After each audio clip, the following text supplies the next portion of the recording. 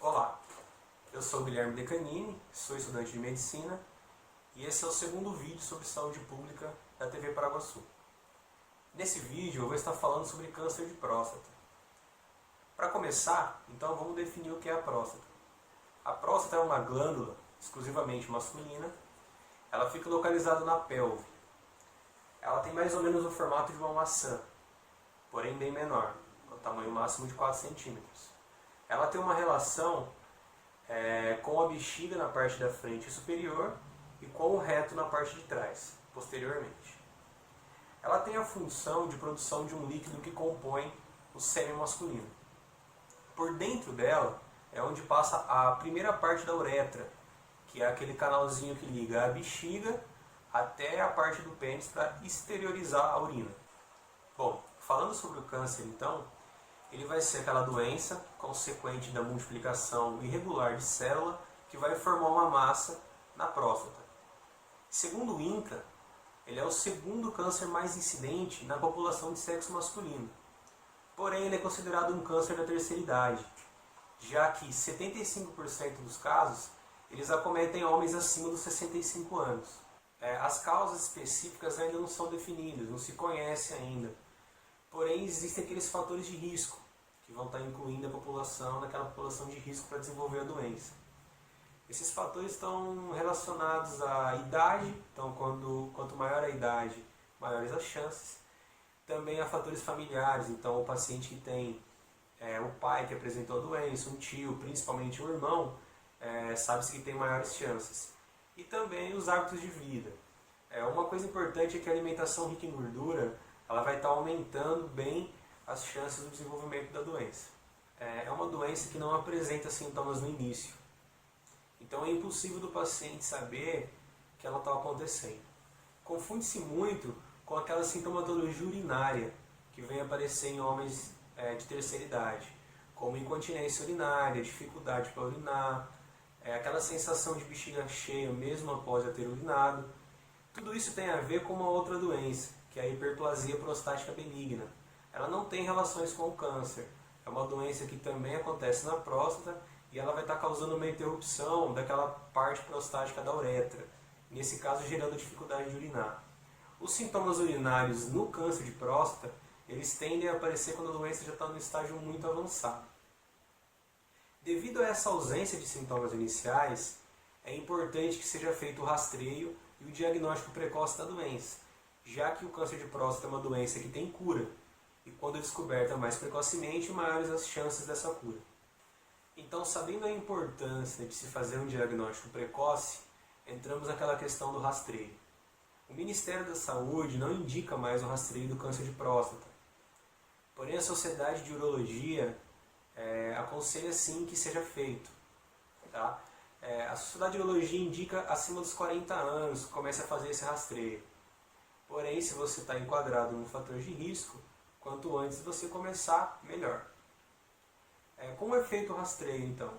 Tem a dosagem do PSA, que é o antígeno prostático específico, é um exame feito pela análise sanguínea, e tem o exame do toque, que é uma questão polêmica também, porque envolve questões sociais. É importante saber que o exame do toque é super tranquilo.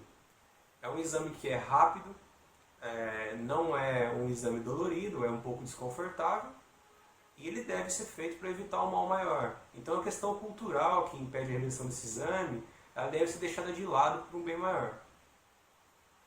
Pensando então na parte do PSA, que é aquele de sangue, é importante saber que ele não é específico do câncer de próstata. Ele também aparece em outras alterações prostáticas, talvez infecções, a própria hiperplasia prostática benigna também tem um PSA alterado. Então o PSA acaba não excluindo a necessidade de fazer o toque. O ideal é que o rastreio seja feito das duas formas. Sobre o prognóstico, o câncer de próstata ele tem um prognóstico variável. Ele é uma doença que pode se manifestar de diversas formas. O mais comum é que ele seja um câncer de desenvolvimento lento, uma doença que demora muito para acometer o paciente. Muitas vezes acontece de um paciente de uma idade avançada falecer sobre causas naturais, sobre outras causas, e esse câncer existia e não era descoberto. Já a outra forma de manifestação, menos comum, é que seja uma doença de desenvolvimento rápido e agressiva. Nesse caso, seria importante o diagnóstico precoce. Então, feito o diagnóstico, o tratamento da doença ele pode ser feito também de diversas formas. Vai ter que se analisar a questão do paciente e adaptar para ele um tratamento individualizado. Pode ser feito de algumas formas. A primeira delas é não fazer nada. É um pouco assustador pensar em um câncer e você não fazer nada, porém deve-se considerar as questões do paciente e a qualidade de vida e as chances de óbito devido a uma intervenção. Então, muitas vezes, dependendo da característica da doença do paciente, é melhor que não se interfira no ciclo. Outras maneiras seriam a radioterapia, já é aconselhada para uma doença que está no estágio inicial, uma doença que não está avançada no tecido, e nesse caso as consequências são mínimas. A outra forma de tratamento seria a cirurgia. A cirurgia consiste na retirada da próstata e de alguns anexos ali que possam ter tecido metastático ou até mesmo tecido avançado. Ela é chamada de prostatectomia radical. Nesse caso, ela interfere muito na qualidade de vida do paciente, nas questões sexuais, na questão urinária. Então, há de se pensar na necessidade ou não de uma cirurgia. Existem pacientes que são descobertos em estágios avançados em que a cirurgia não é mais indicada. Nesse caso, faz-se uma terapia hormonal para controle da doença, geralmente doenças metastáticas. O principal sítio de metástase são os ossos. Nesse caso, sabe-se que essas células cancerígenas elas são dependentes dos hormônios masculinos. Então, essa terapia ela consiste em você suprimir a produção hormonal para que você não alimente esse câncer. Ela pode ser feita por tratamento medicamentoso, algum medicamento que venha interferir nessa produção hormonal, ou até mesmo a castração, que pode ser química ou cirúrgica. No caso, o padrão ouro para esse tipo de intervenção é a orquiectomia bilateral, que consiste na retirada dos testículos. Bom, eu acredito que seja isso, o mais importante ter sido dito. Mais uma vez agradeço e digo que estou à disposição para esclarecer dúvidas e para ouvir qualquer tipo de crítica.